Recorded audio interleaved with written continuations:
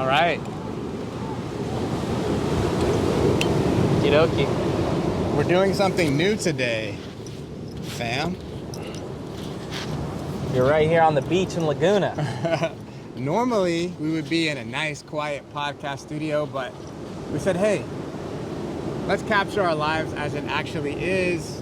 The homie Andrew is in town, so we decided to record this on the beach in Laguna. Thank you for the invitation. Happily. Thank you for coming. Thank you for always showing up, as you do, Dijon. And I feel like this is the consistent flavor of our friendship.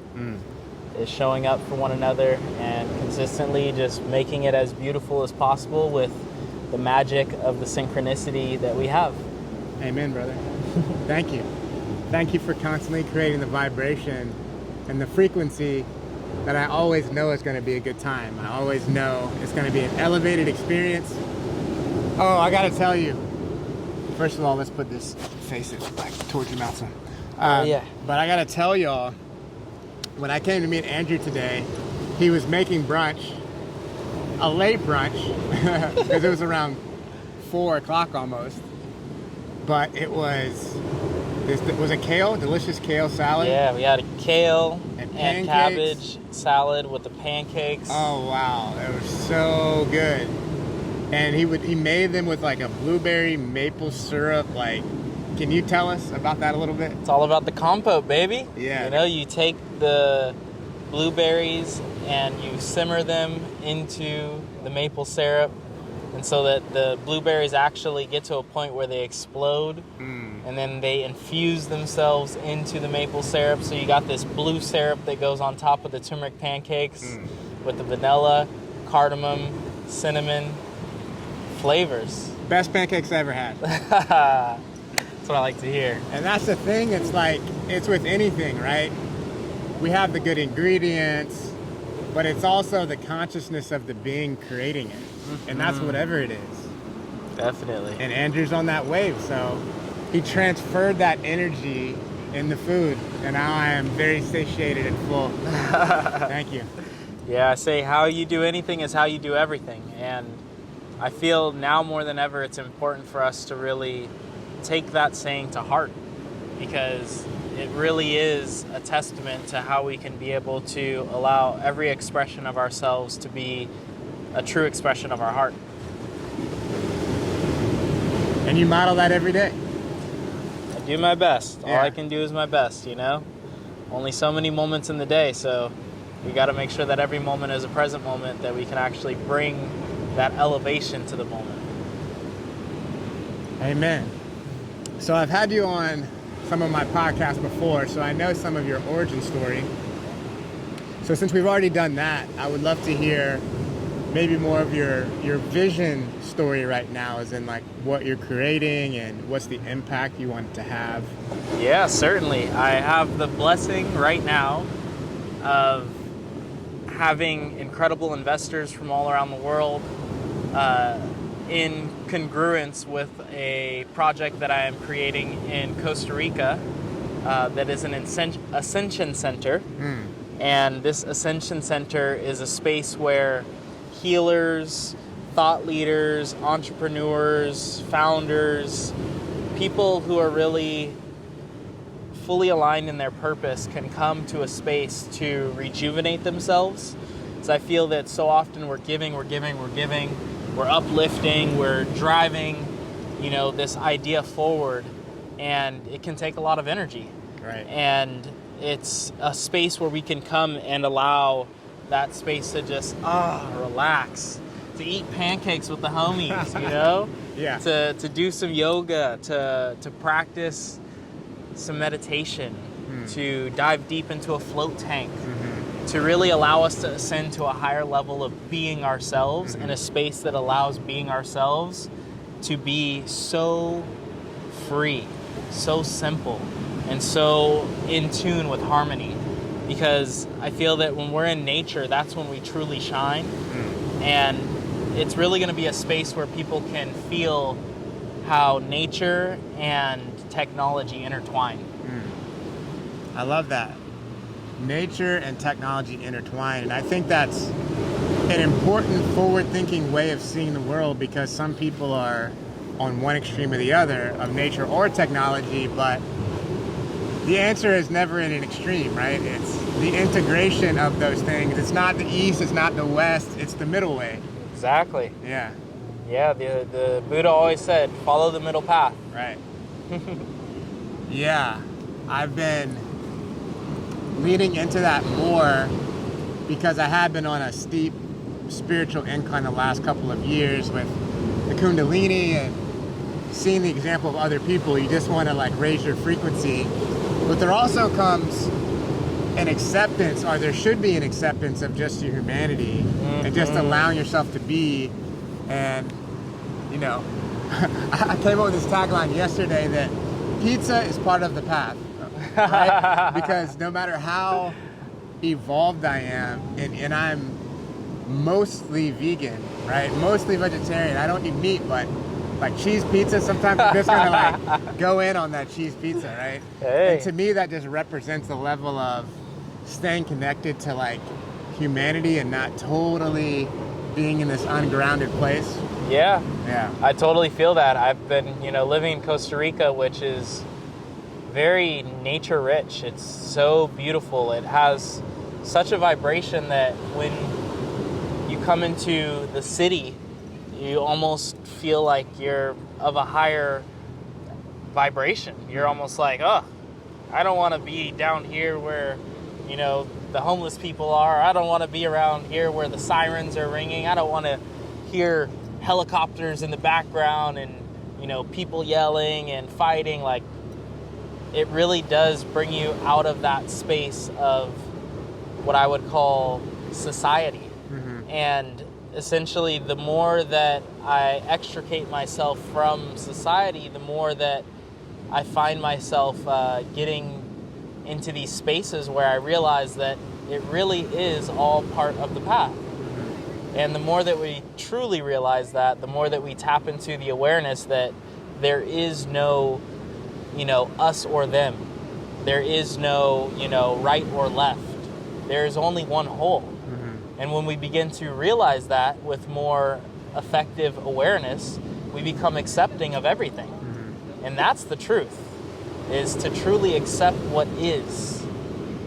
Because what is what will consistently be. Mm-hmm. And yes, we can be an example of what we wish to see, but what is will consistently be. And so all we have to do is learn to be free, even in the spaces that are challenging. I love the frequency you bring through. I'm curious, I see you on Instagram doing all these amazing things. Could you take me through what a normal day is and how you maintain your frequency? I love the term normal. I feel like every one of my days is completely unique. It's been a consistent flux. And I find that in the flux, the things that keep me most grounded are waking up every single morning, practicing my meditation. That means taking my time to close my eyes and focus on my third eye. Focus on the space in between the eyebrows. Really take my time to listen to my breath, to attune to the simplicity of the inhales and the depth of the exhales. And in doing so, that's what brings me to the clarity, and that brings me to what I call a baseline. And from that baseline, that's where I carry out my day, from a deeper space of calm, even-minded tranquility. Because then when I move into my day, whether it's an email that I get or whether it's a new inquiry from a business partner or a incredible new opportunity to go teach in Fiji, they all come, and I have this even-minded awareness to be able to take that next step with a deeper sense of congruence with my true heart's intention. Mm-hmm. And I feel that alignment is what allows me to really bring my truest essence into everything that I do. Mm-hmm. And that's why, even in the pancakes that you had, you were able to taste that love. Mm-hmm. And that love comes through with effortless bliss as I'm able to consistently tap into my own presence. Right. And so yoga comes after my meditation. Usually do, maybe it's 5 stretches, maybe it's 10 stretches, just yoked with the conscious awareness of my breath. And after that, it really does bring me into svadhyaya, self-study. I love to journal in the morning. Journaling in the morning is a really easy way for me to just clear out any mind flickerings, anything that is not needed, anything that, may be tugging me away from really being able to just be present. Mm-hmm. And, it's really just like dumping all the stuff that's in your head. Like, there's so much going on up there. Right. And sometimes that's poetry for me. I love writing poetry. Sometimes that's like, what's going on in my relationship. Sometimes that's what's happening in business. Sometimes that's what's happened on the mat. What I felt in the day in my body. And so every time that I have the opportunity to do that, it brings me to a clear space. And then after that, I really do take my time to kind of like mosey into the day. I love to do mantra in the morning as well. Mantra's part of like my meditation / journaling / yoga practice. It's all in there. And once I'm complete with that, I jump in the shower, take a nice little rinse off, cleanse my body. I love to read as well in the morning. Reading is one of my jams. And then once that's complete, I work, whether it's teaching privates, usually, so like I wake up at like 5:30, sometimes earlier depending upon what times I go to sleep. But 5:30 is usually like the most consistent time that I get up. And then I do that morning practice, and then by 9 o'clock, I'm ready to, tackle emails, phone calls, private sessions. Then I do that until around 2 o'clock, and then I cook my first meal. And first meal goes down around 3 o'clock, around what time I saw you today, like 3:30, 4 o'clock I ate food. Mm-hmm. And then it brings me to around this time, which is usually like 5 or 6, and that's just like my relaxation, get back into, whatever else I need to do for the next day. I've booked my hotel for this evening, fly out tomorrow to Correas, Mexico, booked my car for that, and, have all my classes already sequenced and ready. And so essentially every single day is different. I travel often, so a lot of my days are spent like really just getting ready for whatever the next day holds. Mm-hmm. So preparation, I feel, is key. But I'll be in Correas for a month, so I have a whole entire month to really dive deep into being in that space and then just locking in that regimen again there. And sometimes it means waking up earlier based upon time switches, because I like to get up before the sun. And that's basically an outline of my day. Mm. Yeah, I really want to highlight how intentional it is to cultivate a certain frequency inside out before you face your day. Oh, definitely. And before I did that, because I do similar morning practice now, and people are always like, well, how do you have so much time? And now that I've been doing it consistently for a few years now, like I couldn't imagine not doing it. Yeah. Because you don't experience the world as it is, you experience the world as you are. True. So by doing that ritual, you're able to tune into a certain frequency, just like you would tune a knob on a radio station. Like you're like tuning it basically to the highest frequency of God that you can. And then you kind of, at least for me, this is how I think about it. Like I coast down the rest of the day, So I'm exactly. I'm like gliding down, and what it helps me to do is create a lot of space in my reactions between the things that are happening and the way I choose to respond. I'm not so reactive, right? Like the other day, I'm releasing this poetry book. I ordered 90 books for my book release party, went to the convenience store in my little complex, set the books outside, got my stuff, walked back to my house. The next day, when I woke up, I realized I had left the books. Ooh. And I was like, when I realized I left the books, you know, normally people might be like, oh, fuck, you know, like all this stuff. But I didn't have any of that. Like, there was no negative reaction. I was just like, huh, I left those books. And then I went out and tried to see if they were still there. They weren't. I went to the convenience store and asked if somebody turned them in. They didn't. And then I was like, it's okay. So here's the interesting thing. So then I looked on Amazon because I was going to order some more. And Amazon said that the order wasn't showing up as being delivered. Wow. Right? So, meaning they were like, do you want a refund or do you want to send them back? And I started to be like, oh, sweet, like I can just get a refund, right? But then I was like, well, they actually did deliver them and I lost them. Like Amazon didn't lose them. And I was like, that wouldn't be an integrity to say that they lost them. But then I started rationalizing and I'm like, yeah, but it's Amazon, right? Like, it's like Jeff 200 Bezos bucks. got plenty of dollars. He ain't tripping on 200 bucks. Exactly. But then I was like, it's not about him, it's about me. Yep. Right? So if I were to take that, then that would be like putting a hole in the bottom of my bag of abundance that I'm creating.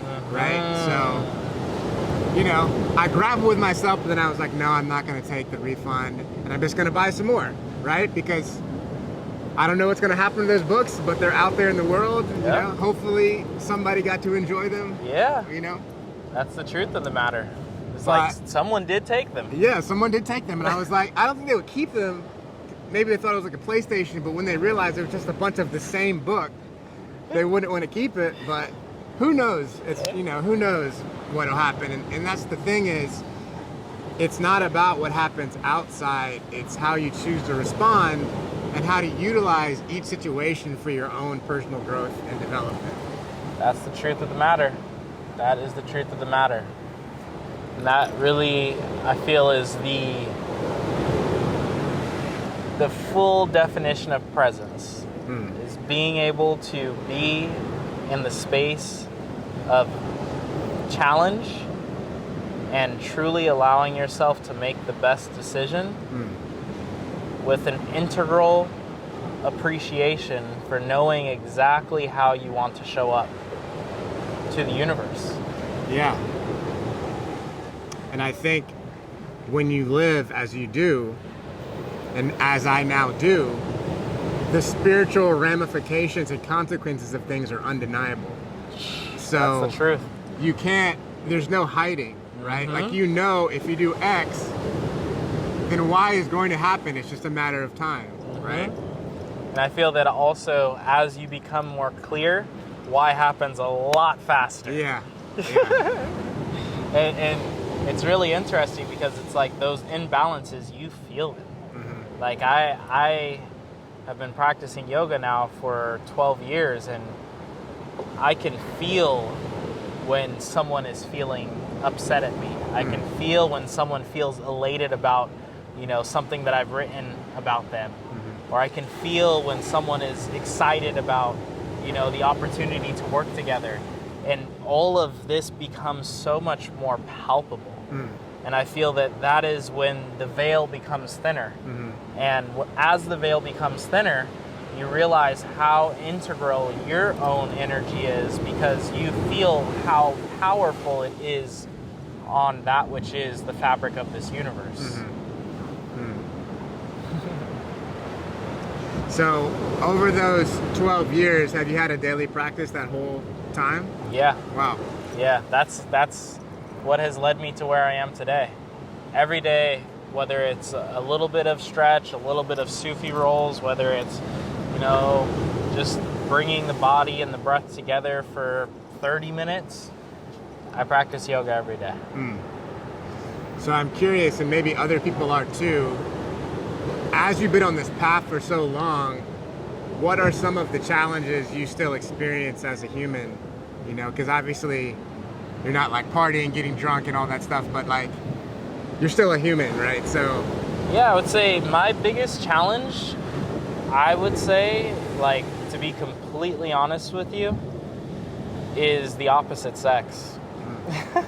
I am so just like infatuated by women. I love women.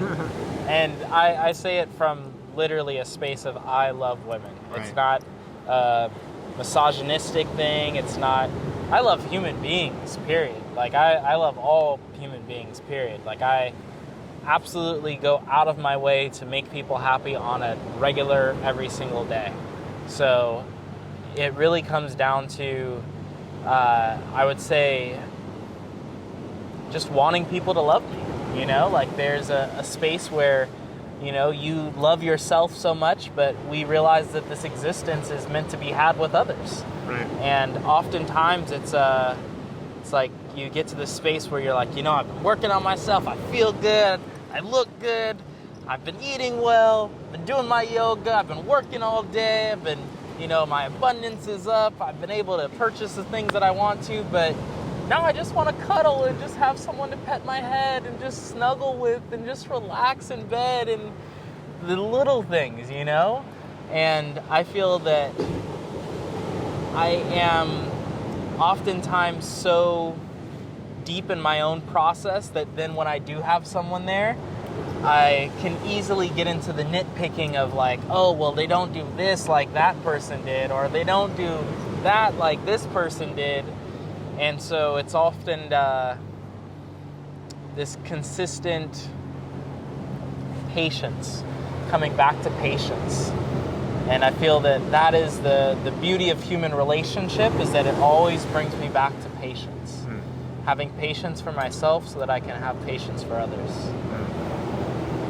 That's well said. Yeah. Yeah, thank you for sharing that. Yeah. Yeah.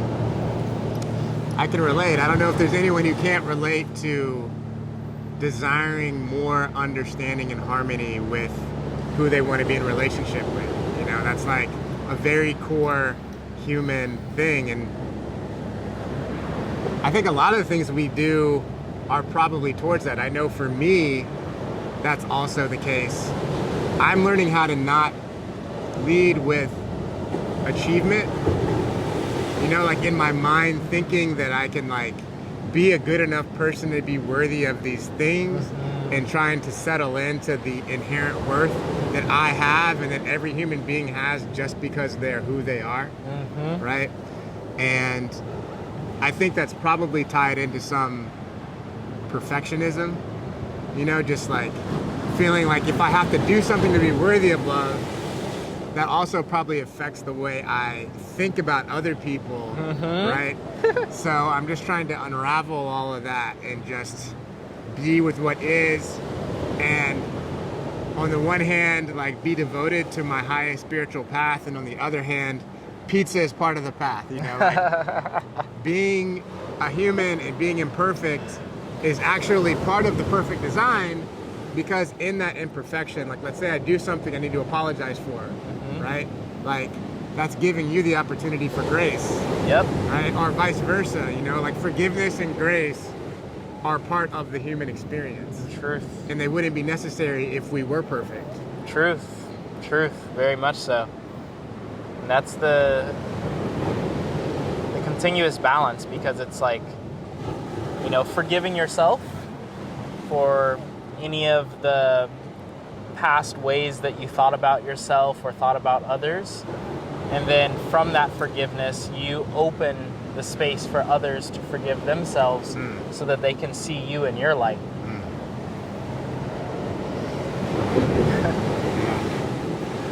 Man, it's always such a pleasure to just be in your field, you know? Same. I know how much, I feel the same. How much work you do, and it's inspiring. And I know you touch a lot of people, and not everyone gets to actually be in your presence, so it is something that I'm grateful for. Not everyone gets to eat your pancakes. Not everyone gets to eat my pancakes. That's the truth. That is the truth. So, if you were to call in one thing for the rest of 2021, one thing for the collective and one thing for yourself, care to share? Yes, I will start with myself. calling in the completion of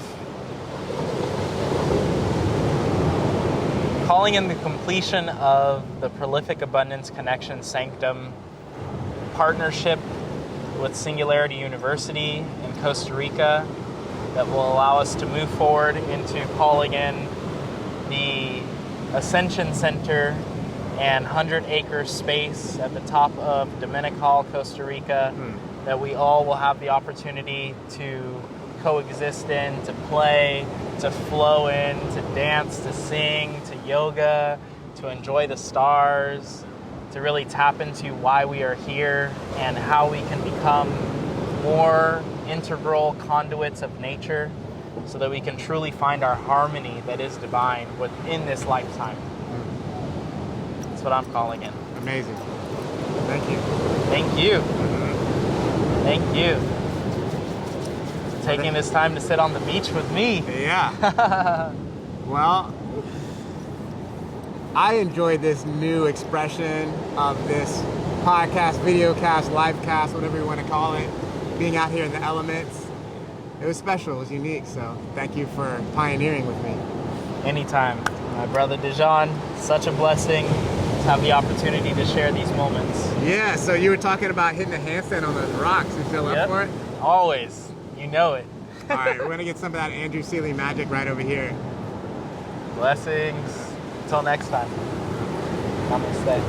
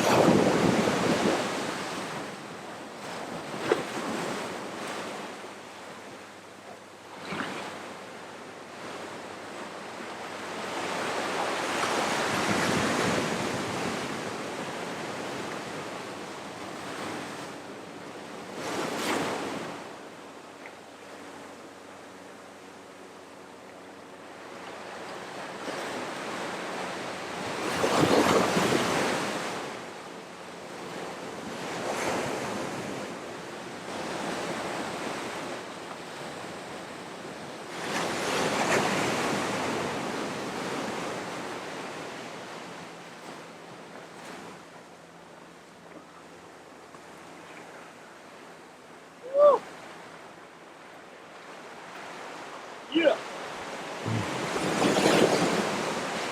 It's a beautiful day to be alive. Enjoying the sunshine.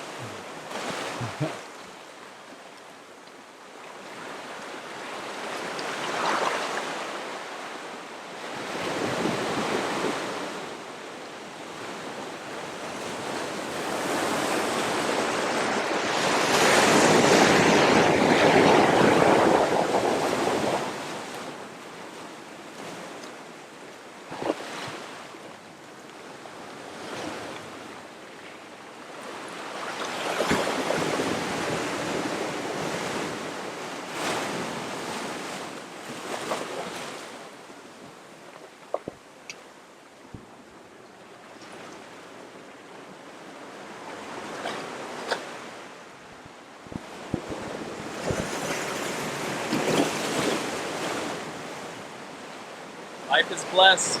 All you got to do is take the time to look around and to count those blessings. They're all right before you.